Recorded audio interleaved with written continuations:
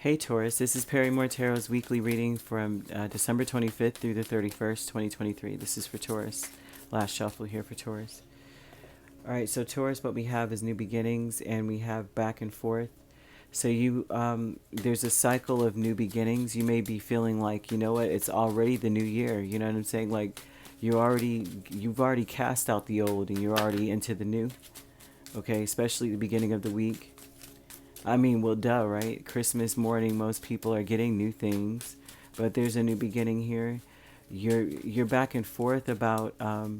It seems like with back and forth though, it just feels like you're waiting to see what's going to go down. You may not be wanting to be so quick to speak or to act or to judge. Although Queen of Swords is not judgmental at all. This is a very unbiased energy. That's a very much so. You know, the facts are the facts energy, but you may be back and forth on what those facts are. What have you discovered in a sense that is giving you a peace of mind? Is more of the question in that. So there's something in these new beginnings. Seriously, there's some sort of ending in these new beginnings here.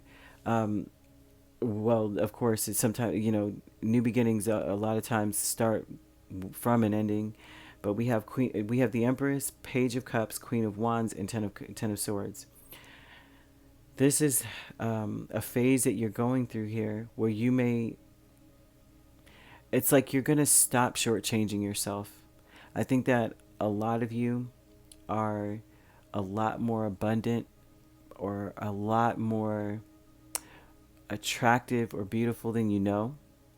Attractive in the physical sense, but also in the law of attraction energy. A lot of you are a lot more than you give yourself credit for. And this new beginning is about you're going to stop shortchanging yourself. You're going to stop looking at yourself as, your small potatoes or, you're only your looks or, things of that nature is what I'm seeing. Back and forth, those Nine of Swords and the Queen of Swords, you may be trying to figure out what you need to stop doing. That's more of anything than anything else. And it's also, it can also, if you're in this place, right, where you may not see your worth, it is very difficult to cut things out that detract from your worth. You know what I mean? Things that worry you, things that stress you out about you, in general about you. You may have a very defeated mindset when it comes to you or yourself, like, I'm not that this, I'm not that great, I'm not that attractive, I'm not that this, or, there's so many different ways to cut this. I'm not that creative, I'm not that expansive or that wise or that abundant. You may be in that place sometimes, and they're showing that this is you're maybe reaching a point where you're not going to do that anymore. Like you may be really tired of the way you feeling defeated all the time, and some of you may be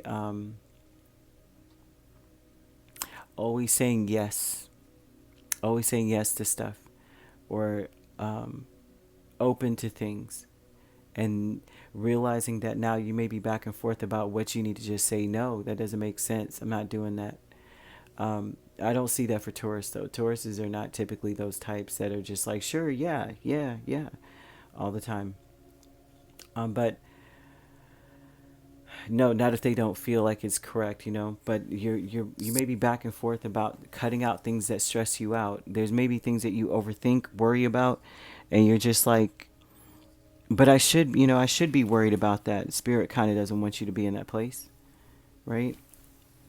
So we have family, friends, and guides with Queen of Swords again and the Fool.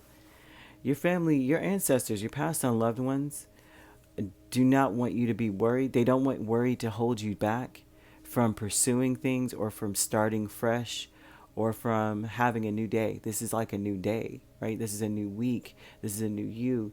Every day is a new day. You could wake up in the morning and start really contemplating what your day is going to be like, and you can really say that I'm abundant, and really believe that there's abundance for you, or that you will, you're capable of doing whatever it is, or attracting things in your life. Your family, friends, and guides, these are always typically your passed on loved ones, your friends that have passed on, which are loved ones as well, your ancestors, and even your spirit guides that maybe you never knew in your walking, waking 3D life, but they're here for you nonetheless.